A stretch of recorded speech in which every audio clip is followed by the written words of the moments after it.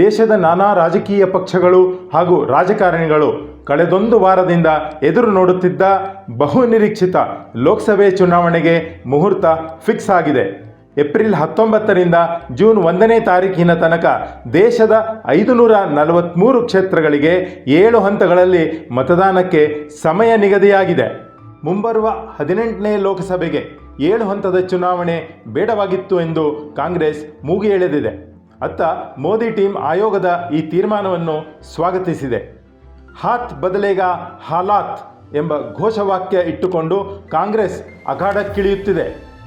ಅಬ್ ಕಿ ಬಾರ್ 400 ಪಾರ್ ಎಂಬ ಅತಿ ವಿಶ್ವಾಸದ ಘೋಷಣೆಯೊಂದಿಗೆ NDA ಚುನಾವಣಾ ರಂಗಕ್ಕೆ ಇಳಿಯುತ್ತಿದೆ. ಚುನಾವಣಾ ಆಯೋಗವು ಕರ್ನಾಟಕದ 28 ಕ್ಷೇತ್ರಗಳ ಮತದಾನವನ್ನು,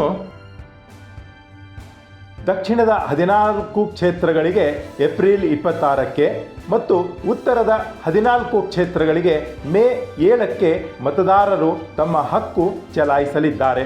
ಉಡುಪಿ, ಚಿಕ್ಕಮಗಳೂರು, ಹಾಸನ, ದಕ್ಷಿಣ ಕನ್ನಡ, ಚಿತ್ರದುರ್ಗ, ತುಮಕೂರು, ಮಂಡ್ಯ, ಮೈಸೂರು, ಚಾಮರಾಜನಗರ, ಬೆಂಗಳೂರು ಗ್ರಾಮೀಣ, ಬೆಂಗಳೂರು ಉತ್ತರ, ಬೆಂಗಳೂರು ಸೆಂಟ್ರಲ್, ಬೆಂಗಳೂರು ದಕ್ಷಿಣ, ಚಿಕ್ಕಬಳ್ಳಾಪುರ ಮತ್ತು ಕೋಲಾರ ಕ್ಷೇತ್ರಗಳಿಗೆ ಮೊದಲ ಹಂತದಲ್ಲಿ ಅಂದರೆ ಏಪ್ರಿಲ್ 26ಕ್ಕೆ ಮತದಾನವಿರುತ್ತದೆ.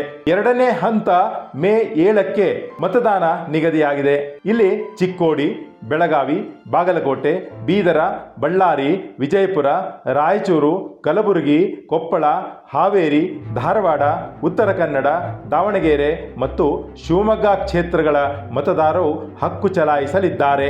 ದೇಶದಲ್ಲಿ ಒಟ್ಟು 96.8 ಕೋಟಿ ಮತದಾರರು ಇದ್ದಾರೆ. ಕರ್ನಾಟಕದ 28 ಕ್ಷೇತ್ರಗಳಲ್ಲಿ 5.42 ಕೋಟಿ ಮತದಾರರು ಇದ್ದಾರೆ. ಮೊದಲ ಬಾರಿ ಮತದಾನದ ಹಕ್ಕು ಪಡೆದವರು ರಾಜ್ಯದಲ್ಲಿ 4,68,000 ಯುವ ಜನರು. ಇದೇ ವೇಳೆ ತೆರವಾಗಿರುವ ಸುರಪುರ ವಿಧಾನಸಭೆ ಕ್ಷೇತ್ರಕ್ಕೂ ಉಪಚುನಾವಣೆ ನಿಗದಿಯಾಗಿದೆ. ಕಾಶ್ಮೀರ ವಿಧಾನಸಭೆಗೂ ಈಗಲೇ ಚುನಾವಣೆ ಫಿಕ್ಸ್ ಆಗುತ್ತದೆ ಎಂಬ ನಿರೀಕ್ಷೆ ಹುಸಿಯಾಗಿದೆ. ಬಿಜೆಪಿ ನೇತೃತ್ವದ NDA ಮತಕಹಳೆ ಕರ್ನಾಟಕದ ಕಲಬುರಗಿಯಿಂದ ಆರಂಭವಿಟ್ಟುಕೊಂಡಿದೆ. ಬರುವ ಜೂನ್ 4ಕ್ಕೆ ಮತ ಎಣಿಕೆ ಮುಗಿದು ಫಲಿತಾಂಶ ಪ್ರಕಟಣೆಯಾಗುವ ನಿರೀಕ್ಷೆ ಇದೆ. ಬರೋಬ್ಬರಿ 44 ದಿನಗಳ ಚುನಾವಣಾ ಜಾತ್ರೆಗೆ ದೇಶ ವಿದೇಶಗಳು ಸಾಕ್ಷಿಯಾಗಲಿವೆ.